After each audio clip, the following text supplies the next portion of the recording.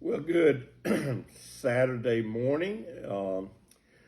Good to be with you on this very warm day. If you're going to be out today, please stay safe. Heat factor is supposed to be like 104, so please stay safe if you're going to be out today. We look forward to worship tomorrow at Bethany. For those who are going to be with us, we hope you'll be blessed. For those who are going to not be there in person, but be there virtually, which our virtual turnout has been beyond my imagination. Thank you for tuning in, and we hope you be blessed as well.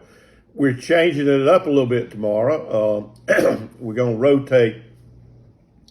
Tomorrow, Narcy will be doing spell. I'll be doing word and table at 8:45. And then Mark will be in the sanctuary at 8:45 and 10:30 leading worship. So you can anticipate that. I want to read with you now from the book of Hebrews. If you read the 11th chapter of Hebrews, it's the triumph of the faith. It starts out by saying faith is assurance of things hoped for and conviction of things not seen. Then it says by faith, by faith, by faith. And it talks about different people, biblical characters in the Old Testament who persevered and lived by faith and in their lives. And then beginning with the 12th chapter, it says this. It's talking about Jesus now as our example of faith. Therefore, since we're so great a cloud of witnesses surrounding us, let us lay aside every encumbrance and sin which so easily entangle us, and let us run with endurance the race that is set before us. Fixing our eyes on Jesus, the author and the perfecter of our faith, who for the joy set before him endured the cross, despising the shame, and has sat down at the right hand of the throne of God. For consider him who has endured such hostility by sinners against themselves, so that you will not grow weary, so that you will not lose heart or lose faith. We keep the faith. Keep the faith today, and don't grow weary, and don't don't lose heart.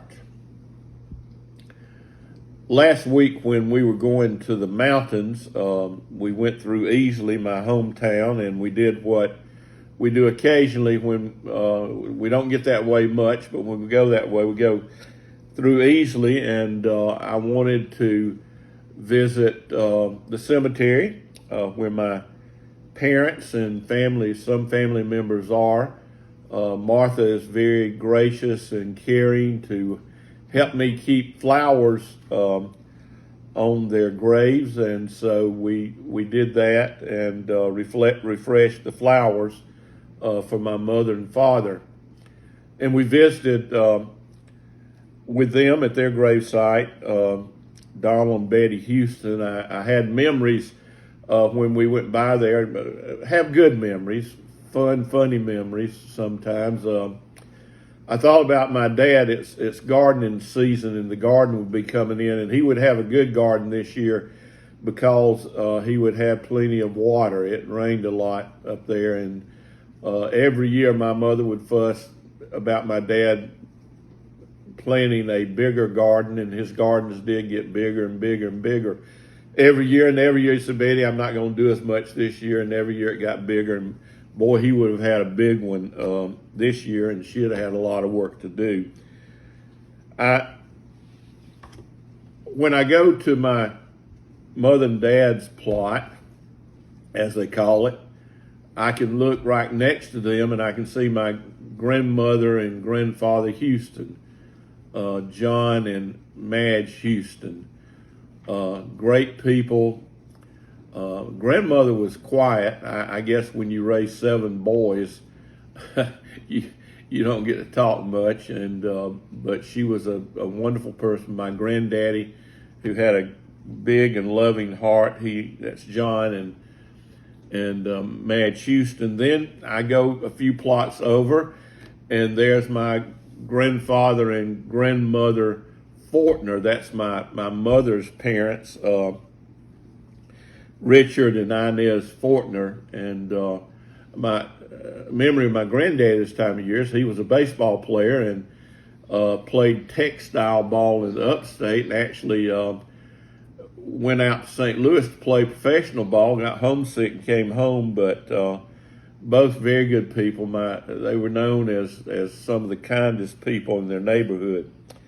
And then I go over just a few steps, and there's John and Joan Ross. That's my mother's sister, and so that's my aunt and uncle. I remember my Uncle John. He's the first person I played golf with on a real golf course. I played putt-putt, played par 3, but we played on a real golf course, and I shot a 62 on 9 holes, and it's still the greatest round of golf that I've ever played. And then next to them is their son, David Ross, my cousin who was about my age, and he died way too soon.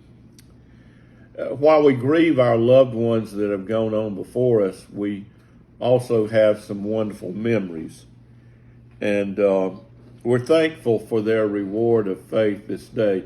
It's almost like a family reunion when I go there. Of course, I have many more folks who are going to be with the Lord that's in different places. And I wonder sometimes if a cemetery salesman just happened to pass through while they were having Sunday lunch or something, that all of them are so close together. But I'm also reminded this day, not only their reward of faith, but their example of faith. Will not, but could go through how each one of those persons touched my life, and even this day encourages me in some way, somehow, in my faith. So let me say this day that when the writer of Hebrews talks about that cloud of witnesses, he's not just talking about those who were in the Old Testament, but he's talking about those those you have loved, who have persevered through the faith, and their faith now strengthens your faith. I imagine today he's also talking about those who are around us right now, who are encouraging us through their faith, and their faith touches our faith, and their courage helps us have courage, and their encouragement helps encourage us, and their love helps our love be stronger. So I want you to remember this day. I want you to remember those who've touched your life and made it better. I want you to look around at those who are touching your lives today. But beyond that, I want you to be a part of that cloud of witnesses. I want you to think about how you can live your life of faith in a way that it touches and helps another. And of course, Hebrew tells us the greatest example we get is that of Jesus. And Jesus is among us. And Jesus helps us even this day, that we do not grow weary and we do not lose heart. So let us now pray this prayer. Turn your eyes upon Jesus. Look full in his wonderful faith, and all the things of earth will strangely dim in the light of his glory and his grace. All the things of earth will strangely dim in the light of his glory and grace. In Jesus' name, amen. God bless. I love you. Have a great day.